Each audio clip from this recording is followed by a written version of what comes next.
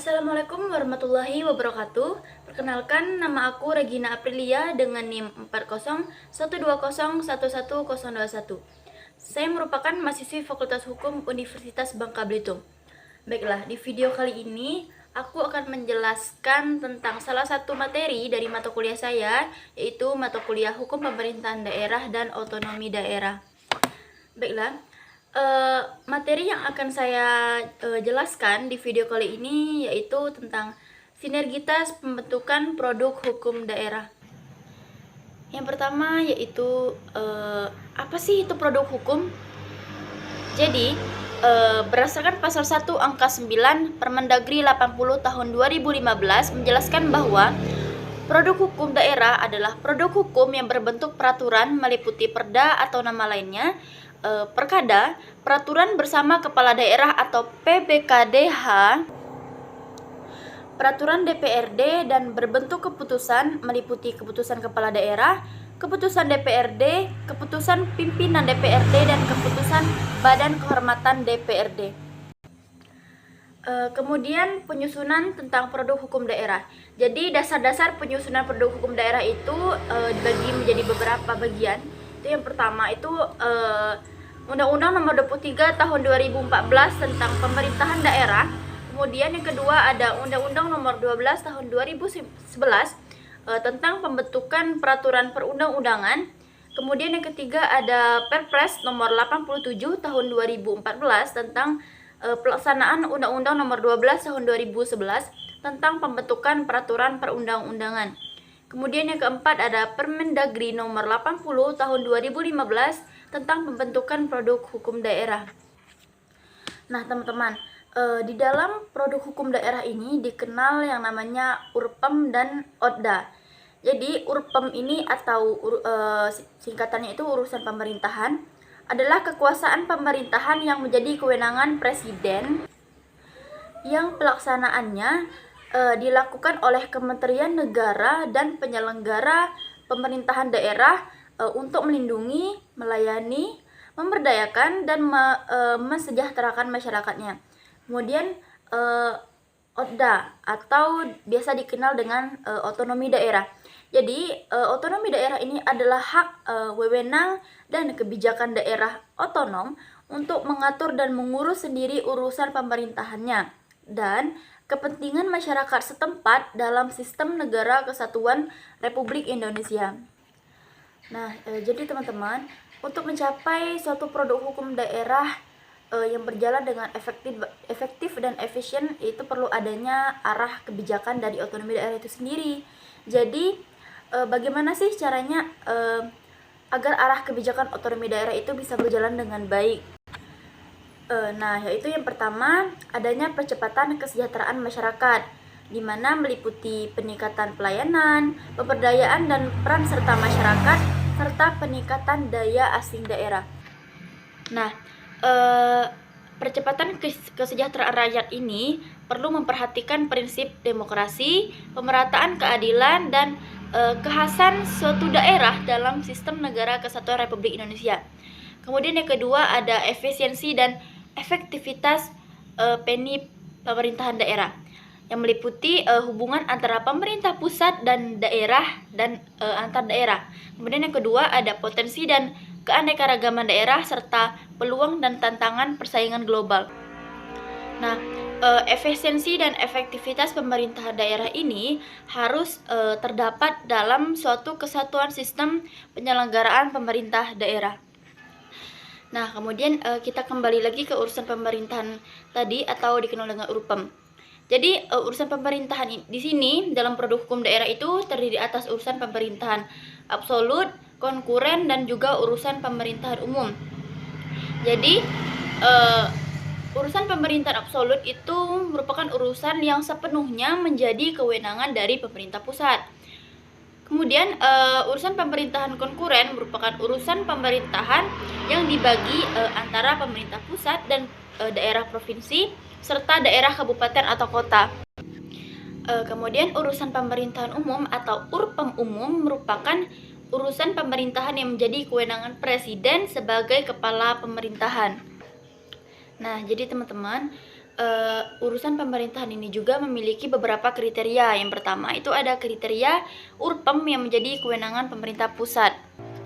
Nah, dalam hal ini ada beberapa kriteria yang menjadi kewenangan pemerintah pusat. Yang pertama, urusan pemerintahan yang lokasinya lintas daerah, provinsi, atau lintas negara. Kemudian, urusan pemerintahan yang penggunaannya lintas daerah, provinsi, atau lintas negara. Kemudian, urusan pemerintahan yang manfaat atau dampak negatifnya lintas daerah, provinsi, atau lintas negara. Kemudian, urusan pemerintahan yang penggunaan sumber dayanya lebih efisien apabila dilakukan oleh pemerintah pusat, dan urusan pemerintahan yang perannya strategis bagi kepentingan nasional. Kemudian yang kedua yaitu ada kriteria urusan pemerintahan yang menjadi kewenangan daerah provinsi. Kriterianya yaitu urusan pemerintahan yang lokasinya lintas daerah, kabupaten, atau kota, urusan pemerintahan yang penggunaannya lintas daerah, kabupaten, atau kota, urusan pemerintahan yang manfaat atau dampak negatifnya lintas kabupaten atau kota, dan urusan pemerintahan yang penggunaan sumber dayanya lebih efisien apabila dilakukan oleh daerah provinsi. Kemudian yang ketiga, kriteria urusan pemerintahan yang menjadi kewenangan daerah, kabupaten, atau kota. Jadi kriterianya yaitu urusan pemerintahan yang penggunaannya dalam daerah, kabupaten, atau kota, urusan pemerintahan yang penggunaannya dalam daerah, kabupaten, atau kota, kemudian urusan pemerintahan yang manfaat atau dampak negatifnya hanya dalam daerah, kabupaten, atau kota, dan urusan pemerintahan yang penggunaan sumber dayanya lebih efisien apabila dilakukan oleh daerah, kabupaten, atau kota. Kemudian dalam produk hukum daerah juga perlu adanya kebijakan daerah. Jadi berdasarkan pasal 17 Undang-Undang Nomor 23 Tahun 2014, daerah berhak menetapkan kebijakan daerah untuk menyelenggarakan urusan pemerintahan yang menjadi kewenangan daerah. Kemudian daerah dalam hal ini dalam menetapkan kebijakan daerahnya itu wajib berpedoman pada norma, standar, prosedur, dan kriteria yang telah ditetapkan oleh pemerintah pusat. Nah, bentuk kebijakan daerah di sini yaitu seperti peraturan daerah, peraturan kepala daerah, dan juga kebijakan lainnya. Kemudian ada yang namanya pembinaan dan pengawasan kebijakan daerah. Jadi, berdasarkan pasal 8 ayat 1, pembinaan dan pengawasan oleh pemerintah pusat terhadap penyelenggaraan urusan pemerintahan oleh daerah provinsi dilaksanakan oleh menteri atau kepala lembaga pemerintahan non-kementerian. Kemudian dalam pasal 8 ayat 2, pembinaan dan pengawasan oleh pemerintah pusat terhadap penyelenggaraan urusan pemerintahan oleh daerah, kabupaten, atau kota dilaksanakan oleh gubernur sebagai wakil pemerintah pusat. Kemudian berdasarkan pasal 8 ayat 3-nya, di mana disebutkan bahwa pembinaan dan pengawasan secara nasional itu dikoordinasikan oleh menteri. Nah, pembinaan di sini juga dibagi lagi menjadi pembinaan pemerintah daerah, di mana pembinaan pemerintah daerah ini dibagi menjadi Binwas terhadap penyelenggaraan Pemda secara nasional dikoordinasikan oleh MDN. Kemudian MDN melakukan Binwas, bimbingan terhadap kebijakan daerah provinsi. Kemudian gubernur sebagai wakil pemerintah pusat melakukan bimbingan terhadap kebijakan daerah, kabupaten, atau kota. Kemudian juga melakukan pembinaan yang bersifat teknis terhadap teknis penyelenggaraan urusan pemerintahan yang diserahkan ke daerah provinsi. Kemudian ada juga pembinaan oleh gubernur, yaitu pembinaan terhadap penyelenggaraan pemerintahan daerah, kabupaten, atau kota yang dilaksanakan oleh gubernur sebagai wakil pemerintah pusat. Kemudian dalam melakukan pembinaan ini, gubernur sebagai wakil pemerintah pusat dibantu oleh perangkat gubernur sebagai wakil pemerintah pusat. Kemudian yang terakhir, gubernur sebagai wakil pemerintah pusat melakukan pembinaan yang bersifat umum dan bersifat teknis. Kemudian ada juga peraturan daerah. Peraturan daerah di sini dibagi menjadi peraturan daerah provinsi dan juga peraturan daerah kabupaten atau kota.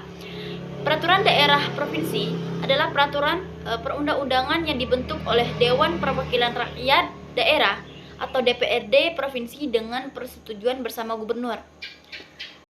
Kemudian yang kedua ada peraturan daerah kabupaten atau kota, merupakan peraturan perundang-undangan yang dibentuk oleh Dewan Perwakilan Rakyat Daerah atau DPRD kabupaten atau kota dengan persetujuan bersama bupati atau wali kota.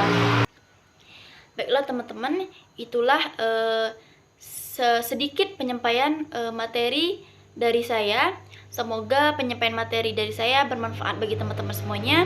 Lebih dan kurangnya saya mohon maaf. Akhir kata saya ucapkan wassalamualaikum warahmatullahi wabarakatuh.